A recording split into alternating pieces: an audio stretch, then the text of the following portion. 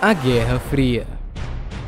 Com o fim da Segunda Guerra Mundial, o mundo viu a ascensão de duas superpotências: os Estados Unidos da América, com seu capitalismo, e a União das Repúblicas Socialistas Soviéticas, com seu sistema socialista, buscando aquele estado utópico chamado comunismo. Os dois não se gostavam muito e poderiam entrar em guerra facilmente. O problema é que eles sabiam que, em uma possível guerra entre eles dois, ambos sairiam perdendo. Talvez até o mundo sairia perdendo.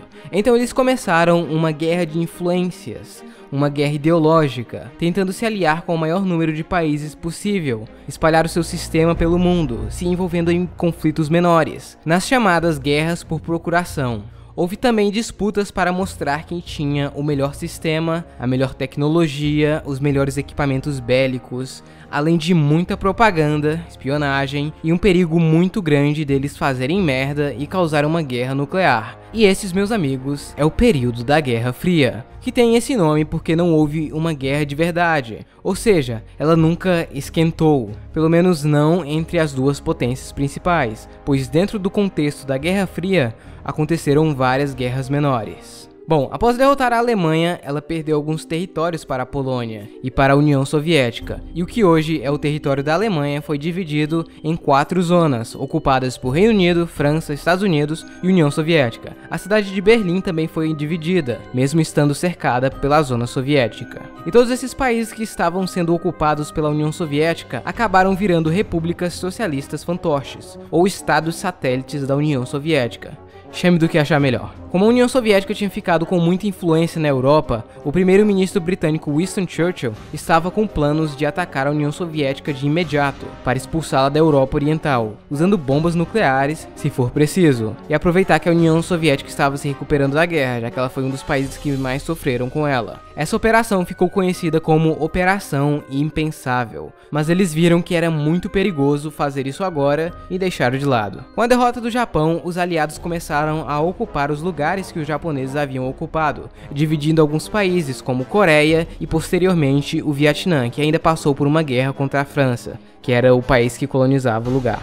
No fim, ele acabou sendo dividido em norte e sul também. A China não estava em uma situação muito boa. Ela foi um dos países com o maior número de mortos por causa da Segunda Guerra Mundial. Os números variam de 15 a 20 milhões. E logo após o fim da guerra, o país resolveu continuar a sua guerra civil. A Alemanha acabou se dividindo em duas também: a ocidental, capitalista, e oriental, socialista. A cidade de Berlim também ficou dividida no meio. Os soviéticos tentaram um bloqueio de suprimentos para que o pessoal ficasse sem comida e fossem obrigados a sair da cidade, mas os aliados acabaram usando aviões para abastecer a cidade e posteriormente os soviéticos desistiram desse plano. Como a Europa estava fraca devido à guerra, os Estados Unidos criaram o Plano Marshall, uma espécie de ajuda financeira para a Europa, e posteriormente eles também ajudaram o Japão, para que assim eles se recuperassem e não caíssem nas mãos do comunismo, e também para melhorar a amizade dos Estados Unidos com esses países. Em resposta, a União Soviética criou o Comecon, que tem basicamente o mesmo objetivo.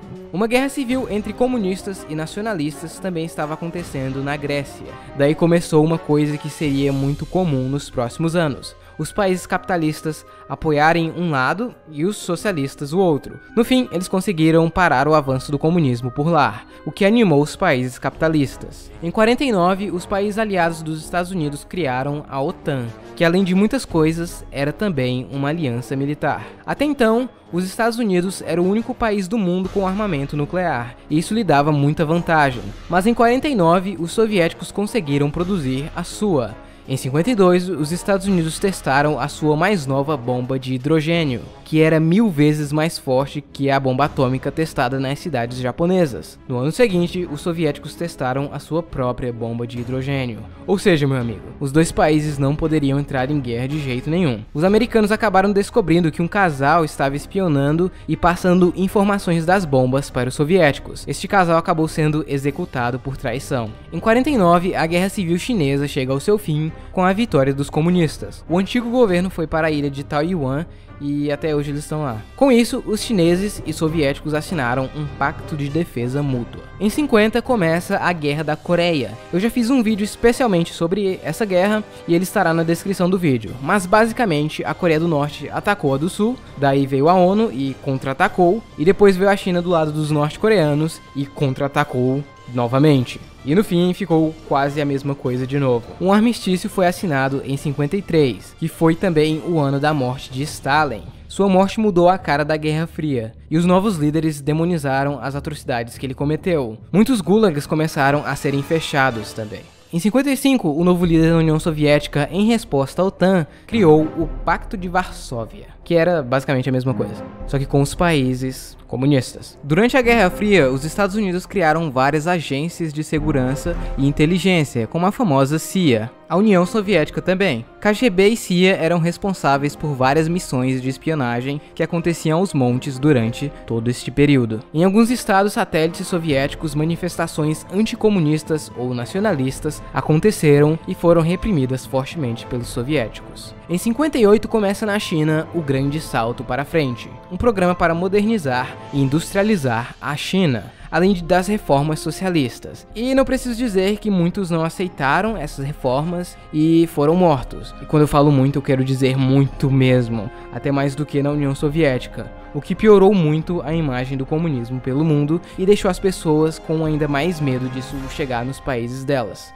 Em 59, chega ao fim a Revolução Cubana. Mais tarde, Cuba também se tornaria um estado socialista aliado à União Soviética e ajudaria a tentar espalhar o socialismo na América Latina e África. Com isso, nos próximos anos, o medo do comunismo nos países latino-americanos cresceu muito, e em alguns golpes de estado aconteceram, instalando governos anticomunistas. Em alguns desses regimes, como o do Chile, por exemplo, o pessoal era bastante extremista, com quem eles pensavam ser comunistas, socialistas, enfim. Isso acabou gerando atrocidades e fez muitas pessoas começarem a gostar mais das ideias socialistas. No Brasil, houve a chamada Guerrilha do Araguaia, que foi um conflito entre militares e um movimento guerrilheiro que lutava pela instauração de um governo socialista no país, o básico. Ao longo dos anos 60, várias colônias europeias começaram a ganhar suas independências. Essas colônias eram um prato cheio para os dois países espalharem suas influências. Surgiu também o movimento dos países não alinhados, que eram países que não queriam escolher um lado,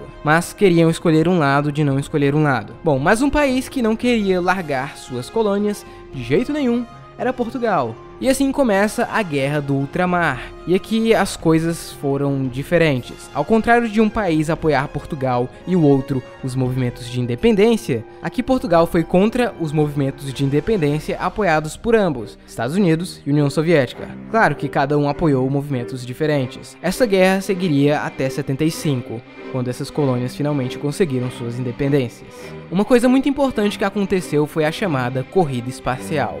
Quando os soviéticos e americanos chegaram na Alemanha, eles notaram que a tecnologia desenvolvida por eles era muito avançada, principalmente o míssil V2. Ambos os lados começaram a melhorar esses mísseis e criar suas próprias versões, começando assim a corrida espacial. Os soviéticos saíram na frente levando o primeiro satélite, ser vivo e homem ao espaço, o que humilhou os Estados Unidos. Então eles investiram bastante nisso e criaram a NASA, e assim eles conseguiram levar o primeiro homem à Lua em 68, ganhando a corrida espacial.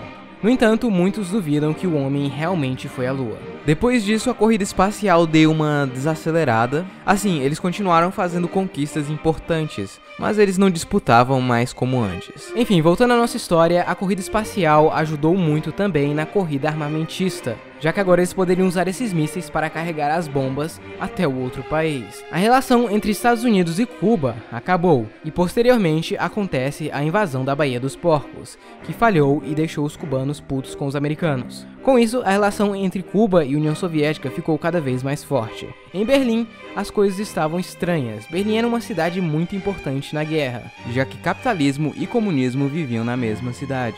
Então muita espionagem acontecia lá. Ao longo dos anos, muitas pessoas da parte oriental da cidade estavam migrando ou trabalhando na parte ocidental, que era mais próspera. E isso causou vários problemas econômicos para a parte oriental. Então eles decidiram construir um muro para que as pessoas parassem de passar de um lado para o outro. A construção do muro foi um acontecimento bem complicado, já que do dia para a noite eles interditaram o lugar e começaram a construir um muro, separando famílias e amigos. E isso quase gerou uma guerra também. Mas depois os países capitalistas aceitaram isso. E bom, o Muro de Berlim não era apenas um muro comum. Não, tinha vários guardas vigiando em torres, cerca e tudo mais. E mais ou menos 100 pessoas morreram tentando atravessá-lo. O Muro de Berlim acabou virando um dos maiores símbolos da Guerra Fria. Ainda em 61, a bomba Tsar foi detonada. Esta que foi a bomba mais poderosa já testada. Ah, por falar nisso, durante a Guerra Fria, várias bombas foram testadas em várias partes do mundo, tendo como objetivo testar as novas tecnologias, óbvio, mas principalmente mostrar o poder de destruição para o outro. Bom, até então, este era o mundo em 1961. Porém, muita coisa ainda vai acontecer.